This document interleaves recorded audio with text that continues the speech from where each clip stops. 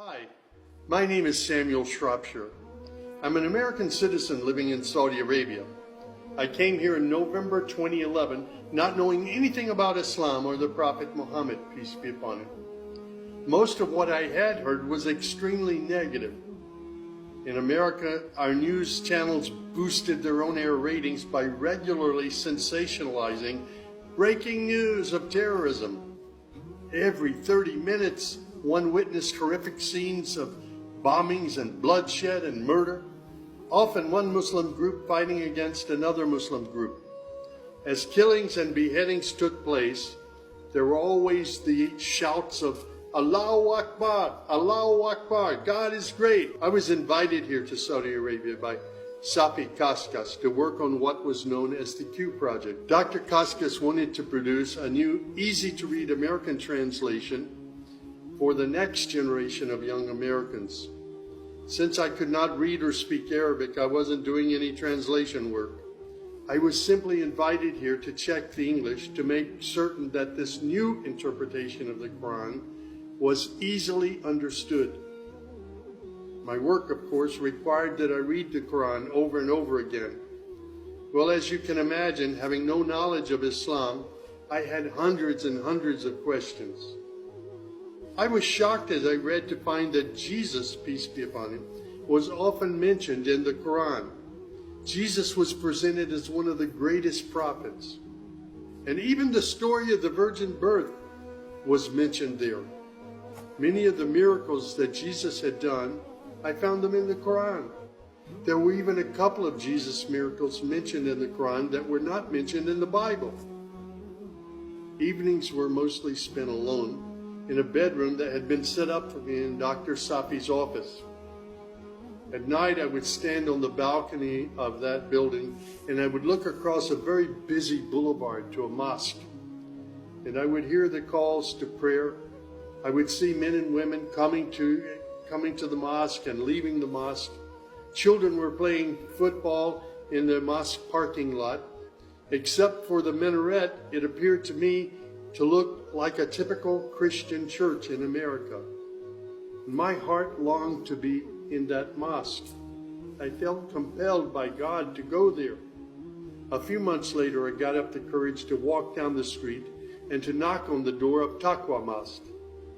Now, nobody knocks on the door of a mosque. Normally, they just open the door and they walk right in. But I was not sure how I'd be received, so I stood there knocking until someone came to the door. That person simply said, "May I help you?" I said, "My name is Samuel. I'm a Christian from the United States. Is it okay if I come inside?" And that man, Shafiq Zubir, who was the caller to prayer, he reached out and he hugged me and he said, "Of course, come in." I sat in the back of the mosque during prayer times for 3 days. I didn't understand what was going on. I saw men standing, bowing, putting their heads to the floor as the Imam led them in prayer. I had little knowledge about what was happening, but I felt God's presence in that mosque. And the men of Taqwa Mosque were so friendly to me. After 3 days, I asked Shafiq if he could teach me the first surah of the Quran, Al-Fatiha. This was a necessary element in praying the 5 daily prayers. I was memorizing sounds, but I didn't know what the sounds meant. So I started comparing them with an English translation I had, and I realized that there was nothing in Al-Fatiha that was inconsistent with Christian teaching. There I read the encouraging words that God was the most merciful, the distributor of mercy and forgiveness. My heart was being strangely touched by the words of the Quran and the love displayed by the men of Taqwa Mosque. Dr. Sadiq Malki would later drive me to the Islamic Education Foundation in Al-Hamra, neighborhood of Jeddah, where I said Al-Shahada. According to Islam, we're all equal. There's none above another. There are scholars, but their role is educational. As for the relationship with God, it's personal, it's direct. The faith itself is simple and clear. It's summed up in just 6 points. There is one true God who is unlike any other being. He is neither born nor does he give birth. He has neither spouse nor offspring. Nothing is comparable to him. He's all-powerful. He knows everything perfectly. He is the most merciful. Secondly, a belief in the angels, who are indeed the servants of God. They obey God's bidding and they do whatever they're commanded to do. They don't have any free choice. Thirdly, there's a belief in divine revelations. Islam acknowledges that God revealed scriptures including the Torah, the Gospel, the Psalms. However, down through the ages, many of these divine revelations had become distorted and somewhat corrupt. The Quran, which also contains God's revelations, is intact. It hasn't changed from the very beginning. The Quran, which also contains God's revelations, is still intact in its original form. Fourthly, there's a belief that in all earlier prophets and God's messengers, not just Muhammad. They believe in Abraham and Isaac and Moses and Jesus and hundreds of other prophets. They believe that the prophets were the best of mankind. Muslims believe in the last day. That's to say, this includes the belief in all that God and his messenger have told us about what happens after death, including recording of good and bad deeds, the resurrection and the gathering of all creatures, the reckoning that will take place on the great judgment day, the prophet's intercession, as well as heaven and hell. Man's ultimate aim will be to save himself on that day.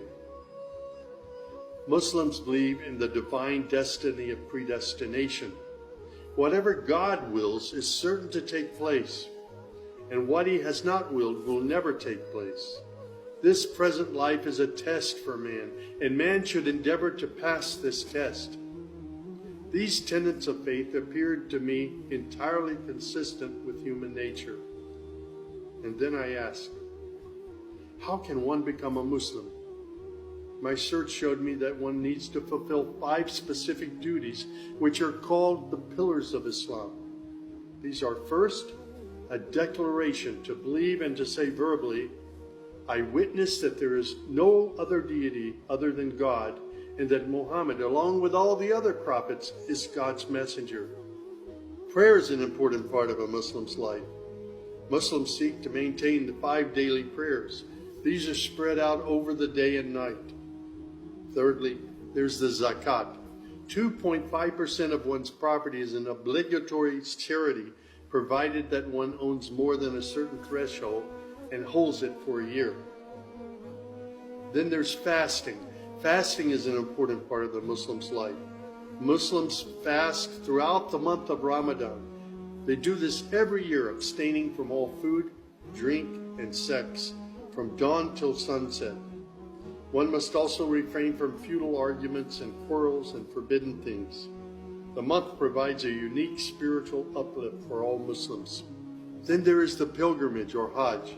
This is performed in Mecca and its surrounding areas. It's a duty to fulfill this pilgrimage once during one's lifetime, provided that one is physically and financially capable of doing so. People often ask me, Sam, how did you become a Muslim? In the church was a library, and in that library were children's books. One of the books my mother got over and over again was called The God of Abraham. In that book were beautiful color photos of camels and deserts.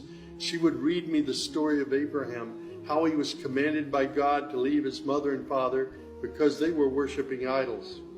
She would pause and she would say, Sammy, you always have to pray to the God of Abraham. There is only one true God, the God of Abraham. My commitment to God has been strong and enduring since my younger years.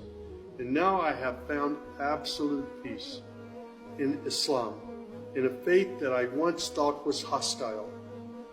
I found friendship and hope amongst a fraternity of other Muslim brothers and sisters. I have found a family of believers.